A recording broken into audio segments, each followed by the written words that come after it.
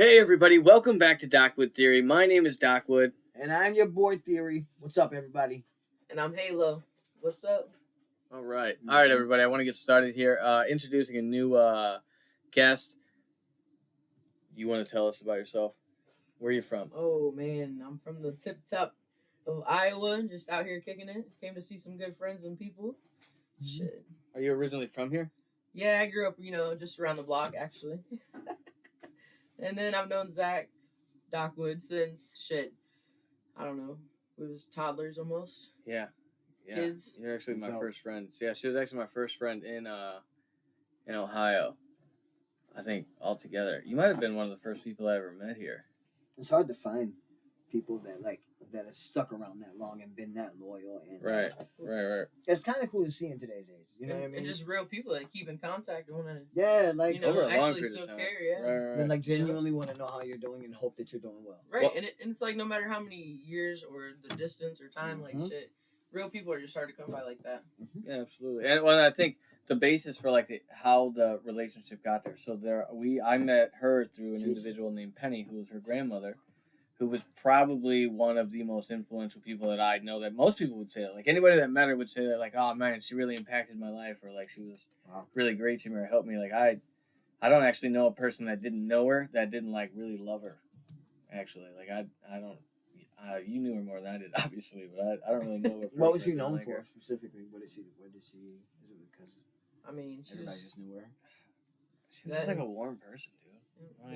You just felt like home when you was around her. So no matter Mm-hmm. who you were, like your story, your background, she cared, and she let it be known. Hey, this is matter once you matter.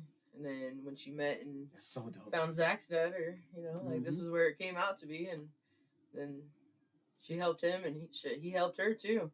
Yeah. And they were good friends. They had grown. They had years and years under their belt too. Yeah. Wow. Yeah. And you guys met as kids. Yep. And they'd known each other since before, I think your dad even had kids. Yeah. Wow. The cool thing was the impact that she had with us was continual until you guys had to move to Iowa. I can't. Did you move first or did she move first? She moved first. That's what I thought, because we drove her to the fucking train station in Chicago, and I remember that was a long fucking car ride, and I remember thinking man, where's she going? I wonder if she's coming back. But then that was the last time. That was the last time I actually seen your grandma live. Actually, I think about it. That was a long time ago. Yeah. Been 05, 06? Mm-hmm. No. Yeah. 05, 06. Yeah, that was a while ago. Yep. She passed in 10. Yeah, because we drove out to Iowa to go to her funeral. It was like that. My dad was so sad the entire way. I'll never forget it because it was quiet. Usually my dad would have conversation and be open to things, but he was just really, really quiet. And he was like, you ever you don't talk to people, and you ever want to say goodbye to things, but then you realize that it doesn't really matter if you said goodbye, because it wouldn't really be appropriate for the fact that you didn't really want to in the first place. So it doesn't really matter. It's always just I'll see you later. You know? Yeah. I'm gonna see you again no matter what, and I'm sure I'm sure they met somewhere wherever they're at. That's for sure. Well, that's actually I was really hoping on that. That was I genuinely believe stuff like that. When he knew he was dying, that was one of the people he said the only people that he wanted to see when he died was my mom and then your grandma. And he was like, I obviously. And it meant so much to us coming there, making the journey to even, and he had to turn around and go back to work the next day. He drove, so we're 8 hours away. Yeah. He drove the 8 hours, got 4, maybe 5 hours of sleep, went to the funeral. We did everything in one day so people could travel and be there for her, because that's cool, the people that were able to come, and that would have meant a lot to her on its own. Right. Yeah. And then he turned around and left right after that because he had to go back to work the next day, but he definitely showed up. Yeah. Love. Oh man, yeah, it was You're a great person. When it's hard, yeah. Oh dude, someone give that type of sacrifice for you. You're a great person. One to have that kind of bond and friendship, hell, we haven't seen each other in 2 years. Mm-hmm. It's hey man, I'm coming out, so when I do, we have to link up. Yeah, I was super stoked, man. I was super stoked all day. You do. I was telling people before I left, I'm dude, I can't wait to see my friend. Yeah, he's so happy, dude. He's been in such a great mood all day. He has been I was in a good mood all day. He's pretty testy sometimes. Yeah, all the time. It's understandable. Yeah. Life can be rough. Yeah, but when just to but when you get the wind of you coming through, it was it made me feel good. It was what did I tell you? Tell her exactly what I said about wanting to meet her. You were gonna try to have sex with somebody at a hotel. Oh, wow. Those are the weird comments you said. Is that what you're talking about? Is that the one you're talking? I know that's got not the wrong one over here. Yeah, You I was the like, basis of who I was. I didn't actually. I was gonna leave it up to you. You can tell him or you don't have to I tell him. It's swear totally up that to didn't you. ever occur. I never said that.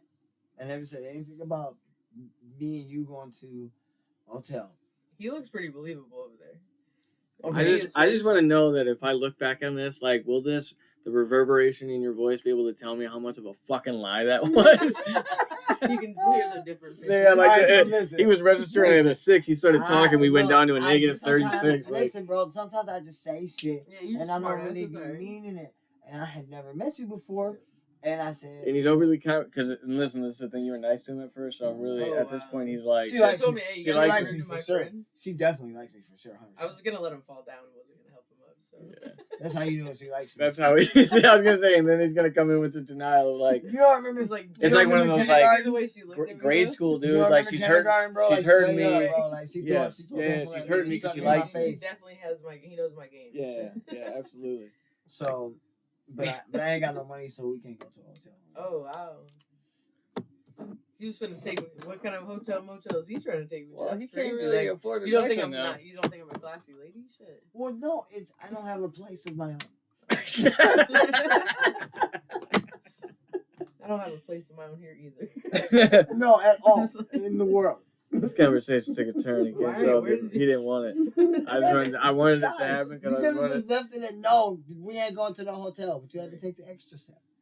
Well, I think anybody that looks like Bill Cosby needs to be a sure thing. So I definitely need to watch where I put my waters. Yeah, I put a lid on the and I ran out of pudding pops, so you're good. Oh shit! I'm just joking. Wow, name calling, cuz. Hey. Bill Cosby and shit. We might as well talk about the diddler. Oh shit! The diddler. What did I say? How many dudes did Diddy do if Diddy did do dudes? There was so many dudes. You know, I think the real bad part about it is that you seen the Meek Mills thing. They're saying like they had a relationship and shit. And it's like I don't necessarily care, right? Like I don't necessarily care. You can have a fucking relationship. I just think it's a problem if you lock them in a cage, dude. Yeah, there's no locking them up. You know they need to be grown. That's the main thing. Yeah, you can't just be. Well, if you don't want to be grown, nigga, don't be grown, boy. Nigga, no, you ain't put me in no fucking cage. What the fuck is wrong with you? Lock me up. You know what I mean? I'm not getting in your swimming pool. You calling me daddy? I'll punch you in your fucking face. Bitch. So you got the wrong one. What Like, the fuck dude, are you breathing doing really heavy right now. I imagine he looks like a heavy breather. Who, I've Diddy? actually always, for and this is sure. why I've always suspected that he was a child molester, is because he's always looked like Shawnee to me, my older brother. Shawnee's a child molester, obviously. So like, anytime that I think that about somebody, I find that I have this underlying, for some reason, we had a lizard. I see it everywhere. I see his face all the fucking time. We had this lizard. It was a fucking bearded dragon, and I just didn't like it. Remember Marie was talking about the fucking dragon outside? Mm-hmm. Its fucking eyes look like Sean. You know, Sean was ugly as fuck. He like took the whole ugly out of all of our family. Like this man absorbed it all. Like it was. He hit every fucking branch on the tree. Like, yeah, dude, he was ugly as fuck. And he looked like he had like. That's fucked up, yo. It was weird because he was actually really smart, but he looked like he had Down syndrome. Like, dude, God hated you. Like that's a consolation, bro. You know how many smart people are ugly that didn't make it? No, dude, it's like on another level. Like, anyways, the whole point is. I forgot where I was going. My brother was so fucking ugly. He was so ugly, our mama didn't even talk to him. Alright, so guys, just send him away. Alright, let's get into it. Let's get into it, guys. This I was saying something. I can't remember. Really? Okay. Something about Diddy. Oh, never mind. Yeah. I got rid of my lizard. I got rid of my fucking lizard because he looked like Shawnee. Essentially. Marie was like, "Why are we getting rid of this lizard?" And I was like, "Because he looks like Shawnee, dude." He's like, bugging me out. You see the way he's looking at me? Oh my god, dude, he looked just like him. Fuck that lizard. Fuck that fucking lizard. Fuck that lizard. I actually have a bearded dragon, so that kind of offends me, dude. No, I'm just no, I do have a bearded dragon. You want to hear the crazy thing is? I don't think they all look like that. I was like, it was that one. He was a creepy looking. He was fucking huge. He was like the biggest fucking bearded dragon. He could get out of that cage if he wanted to. He used to knock the lid off. We had 4 little brackets on. He was coming for you, dude. He wasn't mean to me. Like he was cool with me because I'll beat the fuck out of anything that comes at me. I don't give a fuck. If it's an animal, I'm punching in the fucking face. I love animals.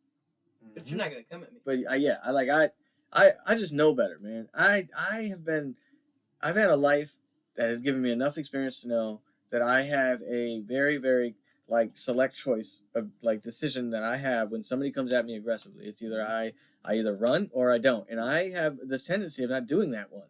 So like I don't ever fucking run, and it's stupid. Run. Gets me in fucking trouble. But it also gets me put on the news. Like, I was on the news for fighting 5 motherfuckers and defending her. It was so cool.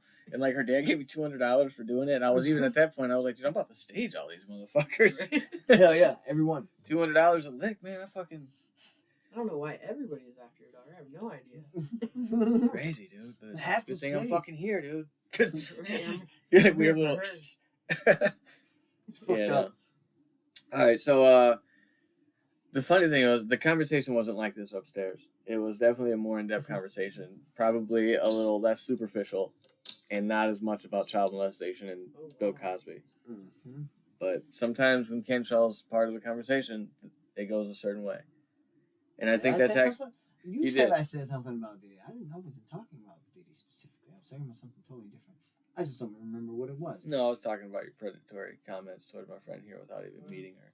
So really, family, this is an episode. You disrespect his family like that when she comes to town? You raper. Wow. I'm not a raper. Oh, shit. He took it there. He was like, hard left turn. I want you to know that that's going to be the only clip that I play for the excerpt for this episode. It's going to be like, you're a raper. I am not a raper. You know who I am. You know? No, you're not a raper. It was.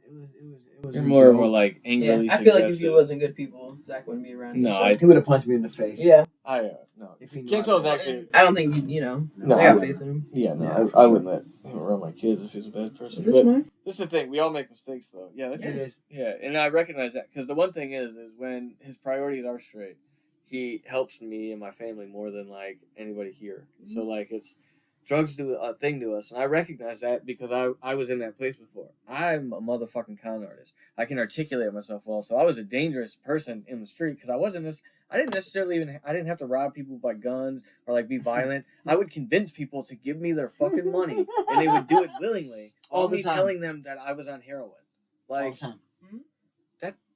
You know what I'm saying? Mm-hmm. It's just not good. Shit, dude, it was.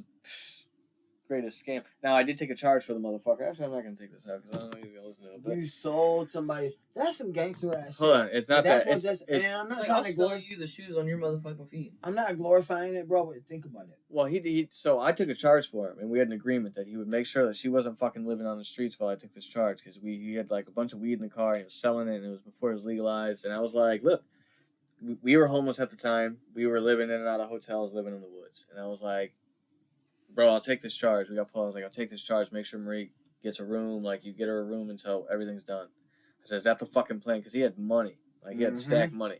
Agreed to do it. I was like, you also bail me out, too, because I'm going to be sick as fuck. Right? Because I lost my Suboxone in the car. I couldn't find him. I'd have fucking swallowed the motherfuckers or something. You know what I mean? Hell yeah. Shit. My asshole would have had some Suboxone in him. Yep. Like, I'm not going to be sick. Right? No. But that didn't happen. Because I couldn't find him. So he agreed to do it. I get in fucking jail. The motherfucker gets arrested with me because the cop's like, this is not your fucking weed, dude. You're homeless. You're trying to be a good guy right now. He refused to allow me to take that charge. But eventually the judge did let me take it. That motherfucker showed up to court every time and was like, that's not his. He's a rich kid. This is a rich kid trying to get off. And he knew the problem was the cop didn't necessarily know me, but he had seen me around Toledo for so long that he was like, no. I know. Like, this motherfucker's, he's not a bad guy. Like, he goes to work. He still works. He lives in the woods. Like, no. And he fucking like backs out of this whole thing basically. Like he doesn't bail me out right away, tries not to, but I have my brother like push down on him. So like that happened, and then like exactly what should happen. He tried to not pay for the shit that he said he was gonna pay for. So basically, like people would call it. Yeah. Are you serious? Oh, immediately tried to back out of it. So like, I was like, no, man, you said you're gonna do it. So first I like would just make him pay for our shit every day for thousands of dollars. I made him because he had fucked me over for this little period of time and then also ratted us out. So then these bounty hunters broke in. They got in the house. They fucking had us at gunpoint, fucking arrested us. Marie's fucking crying and scared. So I was like, that's pretty crazy. Yeah. So I was like, you know what? I'm never going to forgive this dude. I'm going to make sure that I go where I need to go. So it got to that point. Motherfucker tried to back out. I got a lot of money. His mom comes to me one day. It's like, Zach, you need to stop. He was one of your best friends. I was like, yeah, he was. Right, he was until he fucked me over because we had a fucking agreement, Jody. Mm-hmm. Like, we had a fucking agreement, and your son backed out. We had an agreement. You promised this. Right. Based off me doing this. And I don't give a fuck. You're supposed to be my homie and you gave me your word. I mean, that's it. That's what it is. Bro. Like, and the worst part is, we had this agreement because the thing was, he was going to school for criminal justice. So, like, I was like, you stop doing this bullshit because he's a fucking little punk. He's a little bitch. Like, he's not somebody who should be selling weed. Like, there were many times where I was like, I'm just going to take your weed. But, like, I didn't. I was nice. But, like, you need to stop. So then not only does he do all that, but then I find out later on that he's doing it again. And I'm like, you motherfucker, dude. So I have this thing on my record now. Like, that I would never, because people, I believe in this 1/10 thing where, like, you get caught for 1/10 of the stuff that you do. I've not really gotten caught for the shit that I've done because I would not do stuff that would be stupid enough to get me caught in a way that people were like, man, you must have not been operating. Like, no, motherfucker, I was operating out there heavy as fuck. Mm-hmm. Ask people about me. I was out there doing my shit. Mm-hmm.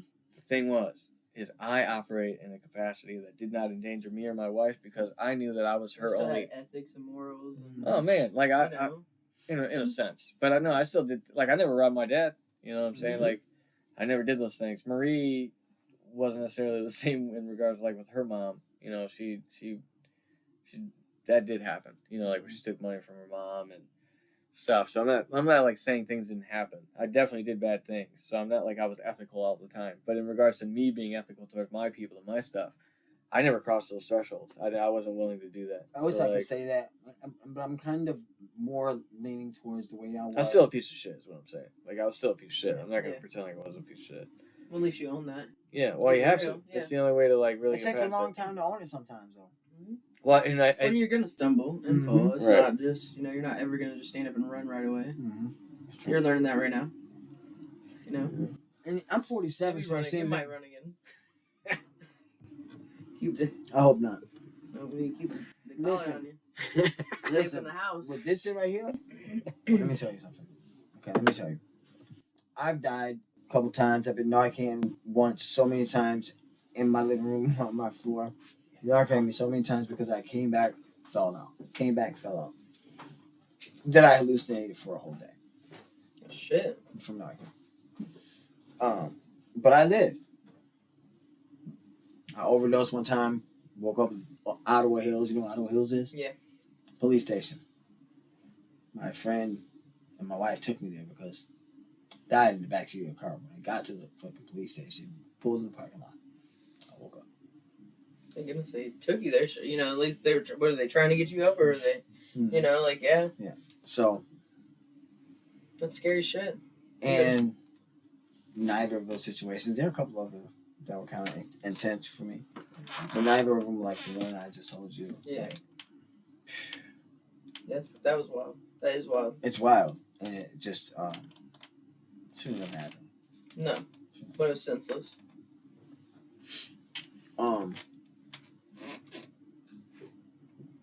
Crazy shit, and that's what Zach and I talk about a lot. Like, have you? I mean, is this something like? How old were you when you started doing shit? Yeah. First time I ever smoked weed, I was 19. I was 19 in Cincinnati. Mm-hmm. I moved from Alabama because I graduated high school in Alabama, and then I moved to Cincinnati. And, I smoked weed for the first time. First time I did hard drugs, I moved from Cincinnati to Toledo when I was 20. Wait a minute, you've done hard drugs? No. Okay, I was about to say, dude, you got to get out of this house. So back to the crack and heroin. Wait, those are hard drugs? Oh my God, I've been doing them this whole time. You know what's crazy though? I think 24 is the time where I hated the most because it was the first time I smoked crack. When you're 24 years old, that was the guy that was supposed to be a famous rapper. I'll say his name, it doesn't matter. He's dead now. Sakosa. He's from Toledo. Big time rapper. He signed with Rap a lot. Met him in prison. Got out. Did a show with him and Bone Crusher. You know, we outside in the club and you think I'm a punk. You know that song? Yeah. So he did a song with that guy. Got out of prison. Went to a hotel room with him. Smoke crack with Bone Crusher and Sakosa. For the first time ever. No shit, fuck me. You know what I mean? Because... Took you on your full ride? I was 24. Mm-hmm. Think about that. Like, I had never done anything that had... I was around drugs my whole life, so I never, like... It was actually a strange thing for me not to do drugs. I mean, it would have been strange for me not to. I was doing drugs by the time I was 13. I was already addicted to Xanax. Well, my mom's... my brother's dad, shit, he was addicted to drugs. He still is, shit. Jerry Bear. Yep. Give a shout out to Bear. Yeah. And then my uncle, he was really deep. I mean, that's what took him, honestly, shit. Is that really? Yep. I didn't know that. It's not something, like, we usually just whatever, but... Yeah. Yep, I mean, he just couldn't... He'd have his stints, and it'd be alright, and then he'd get right back into it. Didn't matter how long it was. He just... I don't know. It's hard. It's hard to get. When it gets a grip, like fucking attached to you, it's like this demon. Well, just watching him, like live and be out here just doing whatever, got to the point where I didn't want him in my house. Mm-hmm. Well, and I love you. You can't have him in your house. You taught me how to drive. You taught me how to work on cars, and I can't trust you to come into the crib and like really. I'm good. Do anything, and right, and that sucks. Somebody that you love and going through that. That's why addiction's a family thing. Yeah, and so for me, like. Watching that shit so hard or going home and all your shit sold because, like, you needed shit. They needed shit. It wasn't you, Yeah, it's bullshit. Yeah. It's bullshit. That's being on the other side of it. It's not something I wanted to do. You want to know what? My wake-up call wasn't really being on the side of drug use. It was actually being on the other side. When I was in jail, Marie was out there still using. And I was like, I seen it from the other side because I was like, I got nervous that she was going to die every day. Mm-hmm. I like couldn't do anything to help. Like I got her into like rehabs while I was in jail. Like I found a way to contact her like a way nobody else could. Mm-hmm. Like one day they might make a movie about that type shit. Like I was so dedicated. Yeah, dude, I saw it like every fucking day. Dude, I was with him every fucking day. I would find ways to get phone calls to her because I couldn't afford. You know what I'm saying? I couldn't afford to make calls and nobody could afford those. But like it was seeing her out there and the things that happened to her out there that made me like, man, I can't fucking like I know I can live through this shit. Like this is the life that I've been normal to, but like she can't. Mm-hmm. And like I need her. So like I was like I can't, you know what I'm saying? Like I can't keep on making this stupid ass fucking decision thinking that like we're both gonna live through it because she obviously was not going to because she was fucking dwindling. She already weighed 100 pounds. She was fucking like next to nothing. Well, that's scary to look at somebody you love and watch them deteriorating like that. You're like and there's nothing you can do about it because you're so far away. Yep. You just want to like shake them, dude. Mm-hmm. Like, what the fuck are you doing? And it doesn't help. Shaking them doesn't help. Nothing. Them off. Nothing does. You can try tough love. You think that's the way to go, and it's. You know what actually does work the best is connection and love. Yeah. Is never giving up on people, and it's you do have to safeguard yourself. I don't know when I say that to people. Fully. Oh yeah, I mean, every time my uncle called or I knew that he needed some food or shit, right? Anything, like I'm hitting him up. Hey man, we got quite a few leftovers. Where you staying at right now? Like. Boom. He knew. Those are the things. I can't let you around, certain and well, they love you too, so they know too. Yeah. You know what I'm saying? They know too. Like He did. He knew when he was pushing too hard. Yeah, absolutely. And I've actually had friends. Like I had a friend named Clinton. Actually, you met Clinton before. It was a dude that used to live down the street from me. Okay. So we went down there, but he fucking one day seen me when we were homeless, and he was like, "Hey man, dude, come stay at my house. Like you don't need to be fucking." I was like, "Hey man, I'm on heroin." I was like, "I don't need to be around your family. Like I'm not making good decisions." Real. You doing that right there, dude? He fucking gave me my first job when I got out of jail. He was like, "Hey man, I'm starting a business. You were honest about being on fucking heroin, dude. If you're gonna be honest about being on heroin, like I don't think I have to worry about you fucking shit up." Mm-hmm. And I really was like one of his helpers. Like he would leave me there to like watch people and do their shit and be like get shit done. But it was cool just because of that fucking like upfrontness. But you are to your people, and you have that expectation because you know that when you do these things, you hurt them and it hurts you too because you don't want to do it. No. You know what I'm saying? Like if Marie ever took anything from her mom, it wasn't like she ever didn't intend to actually pay it back. She did. She tried. Mm-hmm. It just never worked out because you're so fucking sick that like you get that money again. We're like, all right, we got the 60 back. Let's put it back in. Like, but I'm sick as fuck. You're gonna need it again, yeah. You need it right now. You know what I'm saying? And like, right the fuck now. What it really is, it's a whole monster. Just you're dragging it with you, and you gotta feed it, or otherwise, yeah, it fucks with you, sometimes, and it's hard to get rid of that, to shake that. Oh yeah, watching it so firsthand and shit, like, it's that disconnection though, man. It's like there's this huge like. I was trying to explain that to everything people. Else. Nothing else matters in those moments. Well, I see, and that's what I think is. I think that is commonly the perception. I think it's a misconception. It is. I will say that I do believe that is a misconception because I will tell you that everything else matters. more that's than the reason that. why. And it's not, but by action it appears that way, and that's the problem. Is that your intentions don't really matter. Like saying that, like, I guess your actions agree with what you're saying. Our intentions disagree with it, but the fact is, actions speak louder than words. So it is what it is. So the fact is, it's not what we want it to be, but it is that. So our intentions can be like, I never, I'm sorry, it hurts me too, I don't want to do this, you are more important. Like, the thing that always gets me is people think, like with kids, like, well, why don't you choose your kids over your addiction? And it's like, I know what that sounds like, and I know what it looks like, and I'm glad that you don't understand what it's like to have this. It was never a choice. There was never a choice there. My kids are always at the forefront of everything I do. When you recognize that you're worse End of story. I don't give a fuck where I am. Just like they say, in all your ways acknowledge him. I believe that so wholeheartedly. It's the same thing with my kids. In everything I do, my kids are on my mind. I don't care what the fuck anybody else says. That doesn't necessarily mean that we're making the best choices for them, though. Even because usually it's those things that bring you back to the guilt, and it's this vicious cycle of like. Yeah, it's just a whole roundabout. Yeah, because then you feel bad for what you're doing, but you're still doing the bad things, which is why accountability is important. Which is why I'm not saying it's not the fact that, nothing else matters. It's just the fact that what you're showing is, regardless of what you say or think or feel, your fighter, and this is what I think that where the misconception comes from, is people don't actually realize what happens and why it's considered a disease. But the reason addiction is considered a disease is because it actually negates one of our most fundamental reflexes in our body, which is our fight or flight. Our fight or flight dictates what we do and how we survive. It's our dorsal vagal and our ventral vagal taking over. Our dorsal vagal is responsible for, like, when we're scared. This is through the parasympathetic nervous system. This is called the polyvagal theory. But basically, they believe that our nervous system is in two sections, basically, the dorsal vagal and ventral vagal. And the dorsal vagal basically is responsible for when you're scared. So when you're scared, your body detaches from everything. Mm-hmm. In that same reaction, you have a survival instinct that says that we need to eat, we need to drink, we need to shit, we need to do these things to basically survive.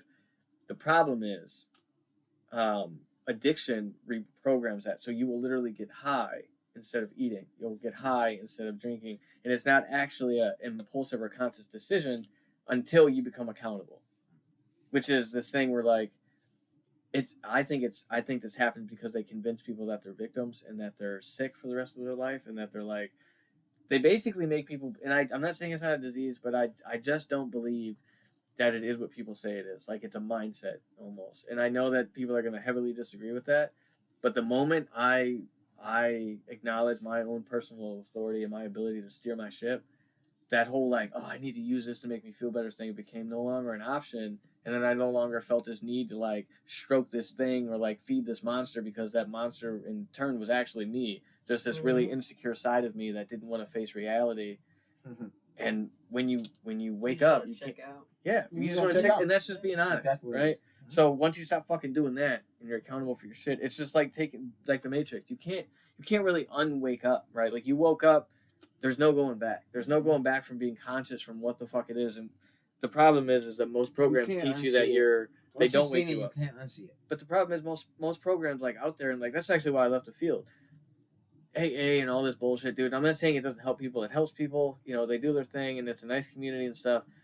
But it's also like a cult, because they fucking teach this helplessness and hopelessness, because they want you to believe that you're always going to be rendered to this fucking thing that's going to control your life. And I have just seen too many times where people live outside of those programs. That they still work a program, but it's just not that program. It's not the one that says that I'm going to be sick for the rest of my life. Because if you actually read any of the literature at the early dates of, like, AA, the word recovered is used like 68 times in the book, meaning that it's something that can be obtained, meaning you're not always sick. Once we've recovered. Yeah. And it's fucking stupid. Like, to say I'm going to be sick for the rest of my life, man, fuck you, dude. No, I'm not. I'm not going to be sick for the rest of my fucking life. Then explain to me. You don't get to decide that. Why has it been 10 years? You need to manifest, too, at the same time. You got to get that word out there. Like, no, I got this. I'm going to, Well, that's what it becomes, owning and steering your own shit, man. You have to, because you're the only... At the end of the day, no matter what, no matter how many people you have around you and love you, like, it's you versus you. It's you versus the world. At the end of the day, you're only going to have you. Yep. Absolutely. And that accountability is what makes us stronger. That's what gets you through, man. I mean, it doesn't mean that you just don't have the love for the people that, nothing like that. It's just... No, that love still exists. Yeah. But your love for yourself is more important, because you realize without you existing fully and like. Well, you gotta exist in your full capacity for them to exist, right? Like you can't giving them like a part of you instead of giving you all of you is almost selfish in turn. You know, like I'm. It is. What's the point if I'm not giving you? Especially if you're hiding and you're sneaking and you're supposed to love somebody and here you are. That's not. It's not a choice. There. I mean, it is. That's a good perspective. Right there. You rarely get that perspective from someone who's never been. Well, this is the thing. You know what I'm saying? People always assume that addiction is the drug use. It's actually that like feeling, that foreign feeling that never goes. That dopamine. You're sneaking around. You're like, oh my god. Well, that's the reward for it, right? Nobody even knows I came in here and I look normal. Nobody's caught on yet. So it's like, oh shit, like. You start to feel invincible almost. You're not seeing you. Oh, you mean when you're right? Yeah, when you're doing your shit. I was dressed up. I was dressed to the nines. I dressed. Humans have this fucking need to do that. That like thrill that you guys are like talking about. That's a thrill that humans have. We seek it out constantly. Oh yeah, no matter in any kind of lifestyles. I mean, we can go back to the golden ages, way back in the day, they built coliseums for people to sit around and watch people beat the shit out of each other and drink this wine and smoke this shit. It was a drug. It was like, we're gonna go pay to watch people kill each other. And that's real shit. Thank God we've came a little ways from that. A little way. Let's say like I didn't say a lot. I said just a little. We came just a little. We got 12-year-olds shooting each other on Instagram Live. Like, what the fuck? It's just a whole different world. The kids have access to everything right at their hands, and it's scary, man. It really is. When you're raising kids right now, it's insane. Like to have a 15-year-old and a 12-year-old and look at the world around them, and then to be like, no, you can't do that, but it's all around them. It's scary. Like, how do you mitigate that? How the fuck do you mitigate that? It is very hard. It's scary as fuck. It's impossible. I'm glad that we didn't have phones. I feel like our generation right here was the last one that really grew up without like cell phones, the phones in their hands constantly. We actually had a childhood. We got to run around like. My brother's age kind of did, Yeah, a little bit. I think just so. a little bit, Well, because they caught the coattails of us, right? Yeah. Like they right at the end. They were the ones that like had to go with us, Yep. So like I didn't have little, but I was the youngest, so I was. Bear's about 8 years old, younger than you, so. Yeah, he was a baby. I always remember him being a little baby. That's why Jer Bear. That's the only thing I remember him as. And then I seen that picture of him, and I was like, Jesus Christ, motherfucker's way bigger than me. Motherfucker's a whole bear. You guys caught the beginning of the what I would call the Call of Duty video game age. And that was, my brother's a big gamer. Like Halo. That was my generation. You guys, that was your generation. So think about the huge jump in technology from back when it was, we were looking at CDs like, man, this is next level shit, bro. Well, how do you think the technological advancement happened? Because you got to look at that light behind you, buddy. Motherfucking aliens, that's what I believe. Well, yeah. I don't think the jumps that we've made in a small amount of time. Actually, I just watched this show called Have you seen the 3-Body Problem? On Netflix. Oh my god, dude. It's so fucking good. 3-Body Problem.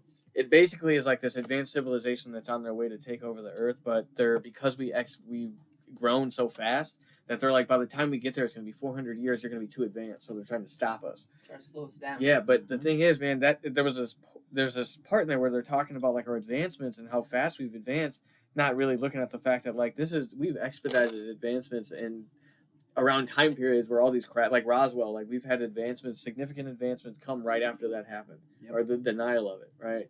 And it's like I don't know how you feel about extraterrestrials and aliens, but I am 100%. Sure. I just know that there has to be something else. Yeah, well, the government already acknowledged.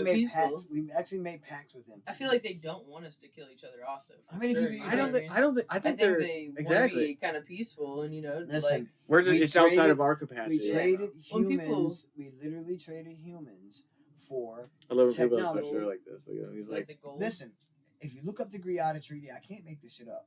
You look up the Greada Treaty. Let's look it up right now. Somebody just look it up. Pull up the Greada Treaty. My phone's off. I'll spell it for you. All right. My phone's off with my son right now because he wanted it at night. It's crazy because, these are things that are like... Spell it for me. Greada. Okay.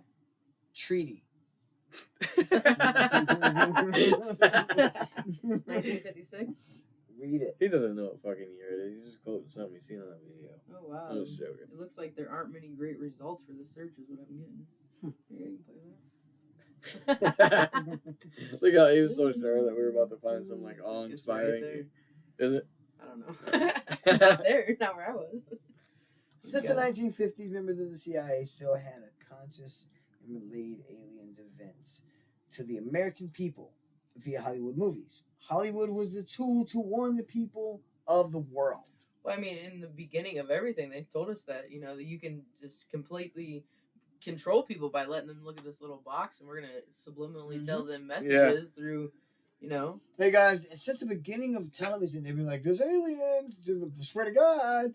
You know what I mean? Like, you were like, oh, look, they're talking about aliens in 1960. What do you guys think they are? What do you mean, what do I think they are? Aliens. What are they? Do you think they're interdimensional? Do you think they're extraterrestrial, interdimensional? Do you think that they're more than that? Do you think they're spiritual? Do you think they're demons? I hate when people are like, they're fucking demons. Like, I mean, it could be. You but never know, but like, if they were demons, though, wouldn't they be like hurting us more? Both. Oh, I think that's what I'm saying. I think that there's more likely that there's more than just one kind of alien. But like the ones with regards to us, I believe that they might be extensions of us, as in like. Maybe. Well, I think the Norwegians are like extensions of white people, but I think it's pretty safe to say that they're not. I'm saying things like Pleiadians and all that, like Pleiadians. Mm-hmm. Oh, dude. All right, so the Greada Treaty was signed. I want to get on that. We're going to talk about the Pleiadians here too, because that's awesome. Earth and the Flying Saucers. This is 1956. Right. The Greada Treaty was signed by then President elect Dwight Eisenhower. According to the testimony. Before you go any further, you can read though, right? I just want to make sure because there was a couple times there where I wasn't. Yeah, I was kind of questioning. I was like, "Is he having a stroke right now?" Yeah, did you see my eyes? You look tired. Great. You know why? Because I smoked a whole lot of weed. Wait, we don't smoke weed. First off, we snort it. I snorted a whole lot of crack. So we dropped it in our ears. Listen, bro, look at my eyes. Okay, so if I fuck up a couple words, just stop me and read the shit yourself. Oh, wow. Hey. I'm just saying, don't be so hostile, dude. He done spelled it out for you. I know, okay, sorry, guys. According to the testimonies examined so far, the February 20th to 21st, 1954 meeting was not successful. And the extraterrestrials were spurned due to their refusal to enter into technology exchanges. And insisted on nuclear disarmament by the U.S. and presumably other major world powers. Because we wouldn't do that, they didn't want to trade with us? Yes. But we did do that. So we ended up doing it anyway. Oh my, I see what you're saying. So it's this obvious thing of like, okay, but... Give and trade. Has that been confirmed that this meeting took place? Yeah. It has? Yeah, it's by who? Snopes, bro. Did Jeremy Corbell talk about it? Because he's the legit shit. Michael Did Joe Moore. Rogan? Did Joe Rogan do an interview Moore, about Mike it? Tyson. Did Bob Lazar think about it? Bob Lazar is my friend. He showed me how to build a rocket when I was a kid. See, that's why people don't believe him, because people start saying shit like that and they're like, oh, now everyone knows Bob Lazar. Bro, I'm serious, bro. Why does everybody... Dude, seriously, bro? Never mind. I could never believe you. You're the kind of person that falls out of a 3-story building. I didn't fall. I got thrown. Mufasa, dog. Mufasa. He said, grab my hands and just release. That's not what I said. I'm fucking done with you. No, this was great, Zach. She said, look. Mufasa. Fuck out of here. That was horrible. You're a little slow. That's what really happened. Oh, he was like, "Nah, nigga, that's too easy." What? Me grabbing the tree so I don't fall on my ass? It's too easy. Thanks, bro. I didn't even think about the Mufasa thing until you said some shit today. What the fuck? You know. Did that really happen? Did that really happen? My wife's sending me that thing. Yeah, man, don't lie. I swear to God, dude. Tell me that shit ain't weird. That is weird that we just said it. What and the then fuck is she sends me the new release for it. What? Because I'm a huge Lion King fan. Like, I have Me much too. tattooed down That's my my leg shit, and shit. Like, man. I'm dedicated. Dedicated. I have a lion tattoo and I'm not a Leo. I'm not dedicated. Yeah, I have Winnie the Pooh tattooed on my chest, though. No, you Okay. don't. Don't do it. So don't make me bust out my shirt. Don't do it. I don't want to see it. My first kid, second. First kid was a divorce, and second kid was a divorce. Oh, God. And the second one was with my friend Stephanie. You know Stephanie. I don't know Stephanie. You know of Stephanie. I know of Stephanie. Oh, my God. Anyway, she aborted my child. And I was broken at the time. I was 19 years old and I got fucked tattoo. of Winnie the Pooh. End story. Okay, I need to revisit that. I mean, I feel like maybe you should have got like Eeyore or something. I don't know. You're sad, you know. I just need to know why. Like we can't. I'm trying to wrap my head around it. Like, hold on, I got. Let me get it. Were we talking about aliens? I'm sad from the loss of a child. Jesus Christ! So I get a picture of a child character on my chest, in which that child has never been attached to. Ever. He would have made sure that the baby would have been loving Pooh Bear. It would have been. The baby's bedroom would have been. Who didn't like Pooh? I'm not trying to say that's chomoey. Oh wow. My own child. Big. No. I'm not a did look. I'm not a Diddy, dude. I'm not Diddy. I'm not a Diddy. I won't Diddy you. Diddy did do it though. Diddy did it, dude. I think Diddy we all know Diddy. Diddy did it though. Diddy did do it though. Diddy did do it though. What an actual aliens, man. Seriously. Though I do believe that there are many races of aliens. Mm-hmm. I also believe that I might have been abducted. I'm just joking. I believe I am. As a child, we played in the snow and I was beamed up. I believe that I remember that. I believe I'm an extension of another fucking alien source. I really do believe I'm an extension of that source. Well, there's got to be something, because where does our energy go? Right. You know, it doesn't die. No, so. Do you remember when going to those people's houses? We went to this.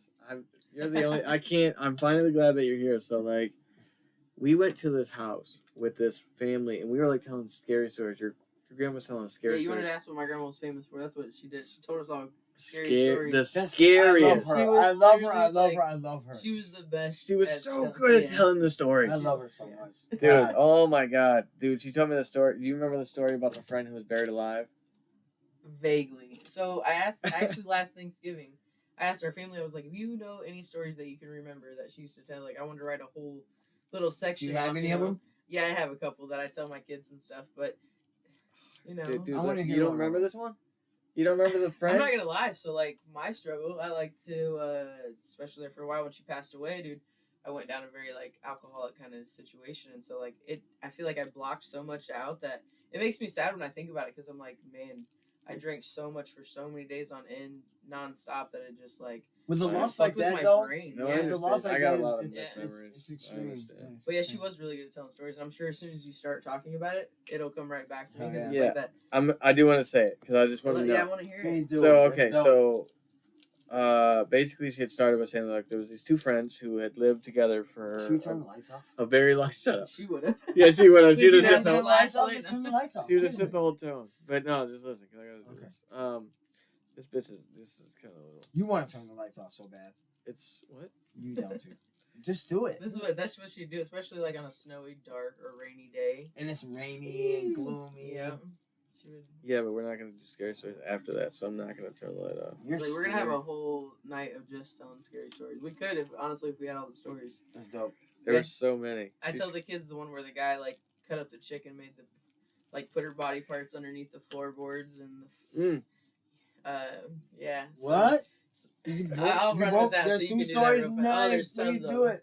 So she said that there was this older couple that lived on the street, and there was this guy that was homeless that lived in one of the abandoned buildings down in Keokuk, where I'm from, and he like lived off to the side, and everybody was kind of really mean to him and stuff, you know.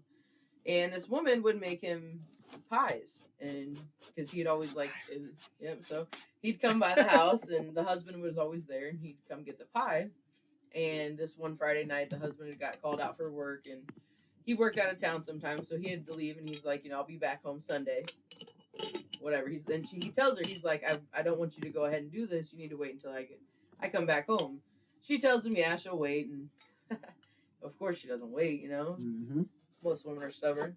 So she makes him the pie because she felt bad and everything like that. Well, the husband comes home on Sunday, and he can't find his wife. Nobody's seen her, you know, whatever. He calls the cops, tells them the demo. He's like, you know, hey, she's always messing around, giving this guy food and stuff, and, you know, kind of taking care of him. So I'm sure, you know, when I left Friday, she went ahead and took him the pie or whatever. And the cops go through, and they ransack the whole entire place and all this stuff. And he's like, I haven't seen her. And couple more days go by, and the husband's like persistent. So him and this other cop go out there, and the cop notices like a floorboard's kind of up, and the guy like kind of does his thing, and he's acting all crazy, and they start pulling up the floorboards, and there's little jars, mason jars, all over, like stored, and he's got body parts just chilling. Those are the kind of, and I mean, she would have went way more in depth, and like she like give you the whole tone and like the whole tone. I mean, she context. There was so much Johnny context. was sitting in the corner, dude. Oh my god, they were so dope. I mean, she would get and you your the kids full, and shit. Like, dude, man, it was so fun. See, I grew up in such a Christian home. We would have never heard those stories. My grandma definitely sometimes tested the boundaries of some of the things we're allowed to, you know, like, she was like, I'm not going to hide things from you guys. She did, yeah. Scary stories was her thing. Like, that was my favorite. The one about the friends was that there were these two friends that lived together for a really long time. And one of them had developed a sickness that caused them to get like really skinny and sick. And basically like the person from, and I remember her talking about the Pet Cemetery girl, spina bifida. Yeah. And that you remember like he was super sick and like this they were friends though, and he didn't want to like he didn't want to like, so she said like the whole time with the noises of breathing and like she had to take care of him, or the friend had to take care of him, right? And he kept on taking care of him over time, and they had to been gay. They must have. That was right? love. Yeah, it was love. And he fucking eventually one day he goes into the room, and it's after a certain amount of time, and he walks in, and every like earlier in the time he would hear him like walking around upstairs slowly, would hear creaking, and then he would go lay down, but there would only be slight creaking, and they lay down because he was so sick. Well, he goes in one day and he touches him and he's cold and he's not breathing, and he freaks out and he calls the ambulance and they come and they announce that he's dead, pronounce him dead, and his friend dies, and they go on to have their funeral procession, and everybody's really like sad about it, obviously, but they expected it, and but he's taking it the hardest, and he's staying in the same house, and he goes back, he lived in, and he goes back to the house, obviously, and he never like stayed away from it, but during this time period, right after the funeral procession and all this stuff, he started hearing the footsteps in the room, and then he obviously he would get scared, he'd run up there, and nothing would be up there, right? And then it started getting worse and worse and worse, to where like he'd hear him, and then he would hear him coughing, and then he would hear his breathing. And then he went up there one day, and he seen him there. He seen him laying in his bed, and he went to approach him, and then he's gone. And I can't remember what fucking triggered him to get his body dug up, but he becomes convinced, because he gets hounded by this guy, that he becomes convinced that he buried him alive, and they bury him up, and he has scratches, like I guess he was trying to climb out. He was trying to climb out. Yeah, buried alive. Yes. Buried alive. Yes. Really? And that was the whole thing. Oh, that's what it was. He kept on hearing scratching. He kept on hearing scratching in the house, they never got him up. Well, not in time. No, he died. He died. Yeah, but he was going to haunt him though until his spirit. Yeah. What the fuck? That was one of the stories. And then I need you to know that I wasn't dead, bitch. Like, fuck. Well, we don't know if it's a real story, but it was so scary at the time. It was scary at the time, yeah. And you're actually right now where you're staying at your B&B. You're right down the street. We were driving down Summit one day with your uncle and Penny, and we were driving down on that little thing, and there was this like green apartment building that's a bunch of them together, but it's small. It's not really big. Mm-hmm. And she goes, a long time ago, there's a little boy that haunts that place. Because she was like, we used to stay here, and she gave the story about Shawnee being a baby. Yeah, I remember her telling this story. And so like this kid, it tried to hurt him or something. It tried to hurt, but what happened? They thought that it was like trying to hurt him, but really what it was there because he would play on a rail on the stair or some shit, and the thing would like scare him and tell him not to do it. We'll come to find out, there was a little boy there that died that was trying to like climb down the fucking like handrail or some shit, she told us, and then he died basically burning up in a fucking fire, and then he was fucking with Shawnee or somebody because he didn't want him to fall down the stairs. Well, in some of her stories I never knew, because so when we lived in Cuba, so they all sounded real, like actually. Oh no, I did not doubt that they were fucking real. My uncle and my grandma used to take me ghost hunting. So we used to drive around to these, like, in the middle of the night, of course, That's fucking great. You had a great childhood. Yeah, it was pretty cool. There's definitely some good parts, for sure. For sure. Like, and a lot of love. That was the thing. We might not have always had a whole lot of things, but, man, there was always love. And something as simple as telling a scary story, could keep us kids entertained for, like, hours. So that was the thing. She could keep us entertained. Like, for sure, there was no... Yeah, we were in that little apartment, really, all the time, really doing nothing when we were at her house. Playing games. kicking it, telling us stories. Playing a little poker thing. But we used to go out there and like go to houses and stuff. And this one, it was insane. Okay, so we go in the house and this man, I guess, had came home from the war. He was married to a teacher that lived in Keokuk, or Donaldson, right around that area. And so he comes home, had some PTSD, ends up shooting his wife like in the dining room front room area. Then I guess he went out to the barn and he hung himself. That was the story, right? God. So who really knows, you know? So they told me that there was like news articles or something, but I've never seen the news articles, so I don't really know. But we would go in this house and upstairs, and you know, back in the 40s and 50s when people didn't have kids, they kept their things separated. Like the guy had his own room of things and, you know, his clothes, and then the woman had her things over in this other room and her clothes. So we go upstairs. Well, first off, we're downstairs, and I, like, just stop. I'm like, I just have this whole heaviness, and I'm looking at my uncle, and I'm like, dude, I don't want to go no further. Of course, he looks at me, and he's like, don't be a pussy. Words of encouragement, you know? He's like, come on. So man up. Get the fuck he's out like, here. come on, this is what we do. So there's a door, though, right over to the left, or you could go up the stairs to the other left, like a little bit further. Well, we go to this door. My uncle was a bigger guy. Like, I mean, he could push some shit and move some shit. And he goes, like, open this door, and it, like, I mean, he had to put his full, like, weight to it. Boom! Opens the door. There's a bed sitting there and a dresser. The door closed so easy, though. Like, it was insane how hard he had to push the door to open it. We go upstairs, and the guy, or the lady has her room and her books, you know, because she was a teacher. So she had all kinds of writings and different books in there. And then we go to his room, and his military uniforms are actually hanging up still in the closet. And he's got this one with these, like, shiny buttons, you know, the whole thing. And it's, like, and it's facing you. Like the Marines? Yeah. Yeah.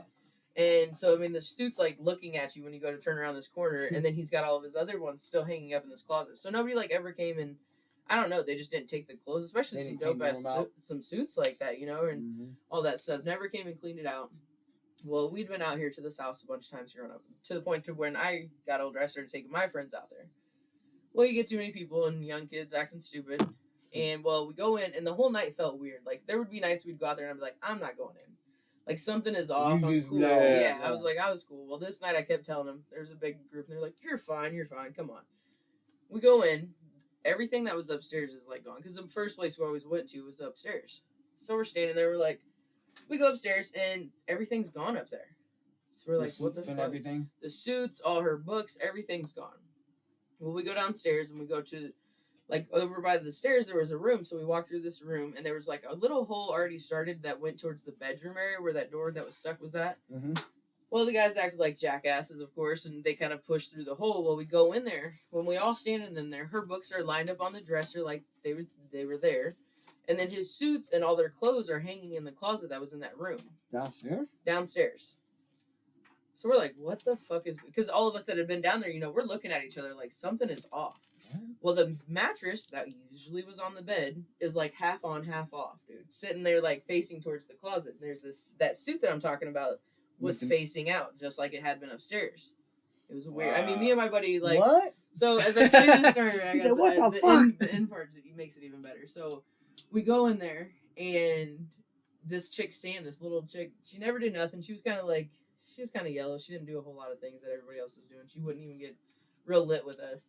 She, like, sits down on the bed and starts, like, caressing, rubbing this guy's, like, buttons on his suits. And then just, like, looks at us, all sinister and shit, and just starts, like, laughing. I was like, I gotta get the fuck up out of here. So I've told this story verbatim, like, word for word, tons of times. I get with my wife, and, you know, I'm telling her the story when we first got together, and she's like, yeah, right, Haley, yeah, right. Like, she's like, you know, I'm kind of shooting the shit. This can't be a real story. My buddy Adam, he comes around, because he's dating our friend Jen, and, he comes around and he starts telling this story. And I mean, he's saying it word for word. My wife's kind of staring at me. This was way before we were married. She's looking at me and she's like, he wasn't lying. Because I sat there quiet the whole time. I was like, I'm not saying nothing. I'm going to let him tell his version. So she believes me. You know what I mean? Like, because just for it. I mean, and after that, dude, Sam was a whole different person. Just the look in her eyes and the way she, like, looked at us and just started kind of, like, laughing as she's rubbing these buttons was just like, okay. And she changed after that? Yeah, she changed after that. She was, like, never... Like, as far as I've known her, she's just, like... She definitely got a whole lot weirder, that's for sure. Like, she was possessed. Yeah, I definitely think so. Like, I think something, like... Dude, it was just weird. Maybe not even possessed. Maybe just... Just something touched her, for sure. You remember like how haunted my house on Rainer was? The big house. Yeah. Do you hear that? Yes. Yeah. Not every nose are like Dana. Yeah. No, dude, that my house 1619 Rainer was one of the most haunted places. Well, you guys had where your guys' rooms over there. It was like a long hallway or Long something. It was fucking super dark dude, it all was the time. scary. Fucking everything was Really? scary, dude. Yeah. Her grandma literally looked up our house and found out that some shit had happened at our house for real. And we didn't at first we didn't really believe her, and then she showed us. And you just knew though when you went Oh, It was like my grandma. So she had an intuition. people are like, yeah, like you're a knower, or like a watcher, a seer, A a seer. watcher. You know what I mean? Like things like that. And like, dude, she just knew some shit. Like she could just feel some. She was definitely like vibe. Like you could feel it. That's really fucking dope. It was.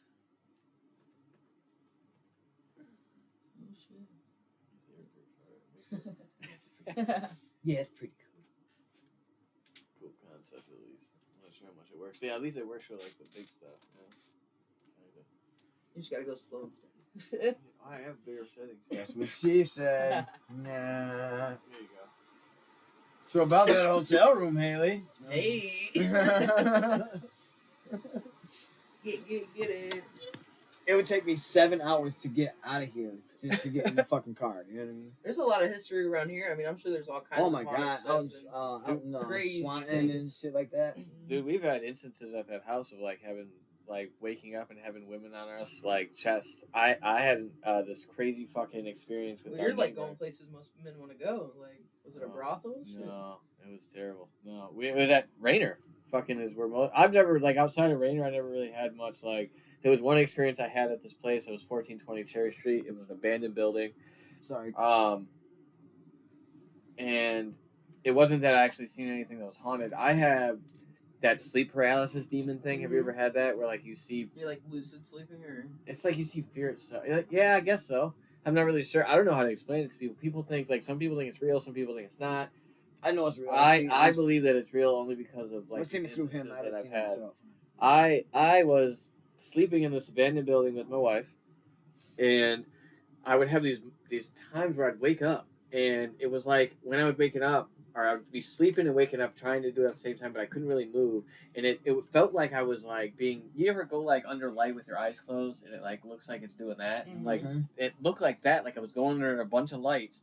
And finally, I would get myself to a point where I could move, and finally I could like move my eyes, and I look down, and I look in the fucking corner, and I can't move my body, but there's this fucking just darkness inside darkness, and I see it, and I'm fucking scared. I'm like, what the fuck, dude? Like I'm trying to talk, and I'm going, help me, and I'm saying it to Marie. Marie's sitting right next to me, and you motherfuckers want to know what she did?